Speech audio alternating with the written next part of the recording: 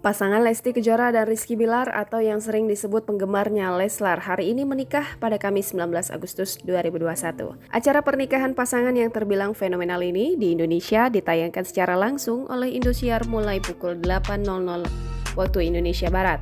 Dikutip dari press release yang dikeluarkan oleh Indosiar untuk media, serangkaian acara pernikahan Leslar ini diberi nama Takdir Cinta Leslar yang dimulai dari akad nikah pada Kamis 19 Agustus 2021 pukul 8.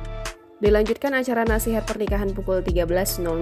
Tak berhenti sampai di situ, kemeriahan Takdir Cinta Leslar berlanjut pada Sabtu 21 Agustus 2021 mendatang dalam acara Tasyakuran Internasional pukul 9.30. Dilanjutkan Tasyakuran Indonesia pukul 13.30 dan puncak acara dari Takdir Cinta Leslar yakni puncak Tasyakuran pernikahan pada pukul 19.00.